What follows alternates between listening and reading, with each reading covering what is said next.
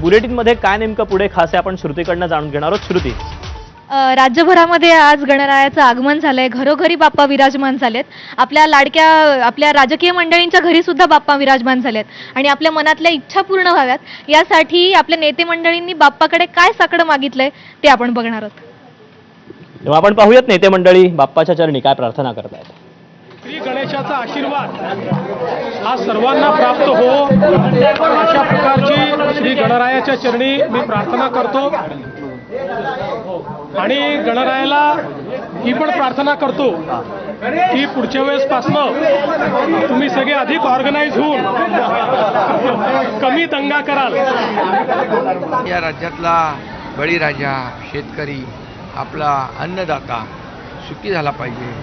त्याच्या पाऊस तर चांगला पडतोच आहे, चांगले पीक येऊ दे आणि त्याच्या जीवनामध्ये आनंद उत्साह आणि सुख समाधान नांदू दे अशा प्रकारची भावना माझी आहे. आज श्री गणेशाची स्थापना मंगल्याचा व आनंदाचा क्षण, आनंदाचा उत्सव.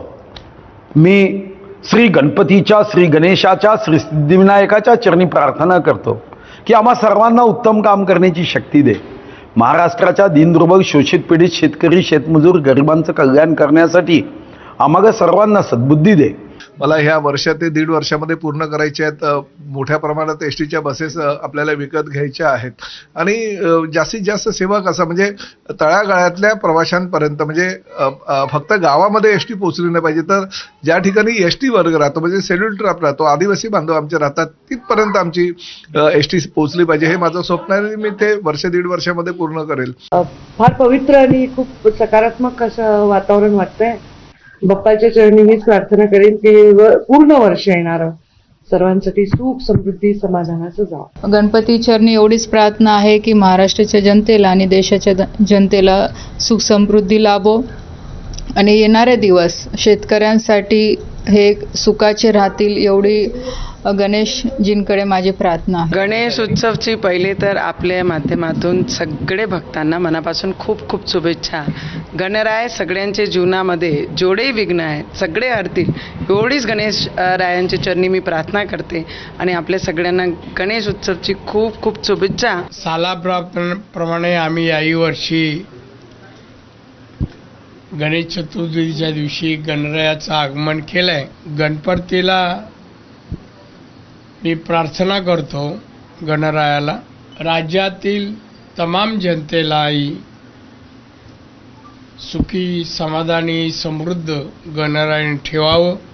मी गणपतीला या निमित्तानं प्रार्थना करणार आहे. या शेतकरी अडचणीमध्ये, शेतमजूर अडचणीमध्ये, बेरोजगार अडचणीमध्ये आहे. सर्व समाजातल्या क्षेत्रामधले सर्व नागरिक हे महागाईनं त्रस्त झालेले आहे.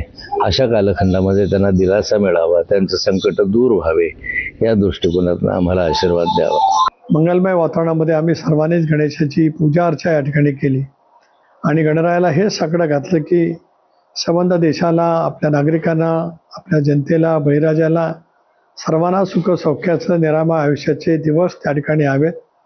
परस्परांच्या बदलची आपुलकी, गणरायाच्या श्रद्धा, मांगल्य हे अशाच पद्धतीने अधिक दृढ होत राहो अशाच प्रार्थना आज गणरायाच्या चरणी या ठिकाणी केली.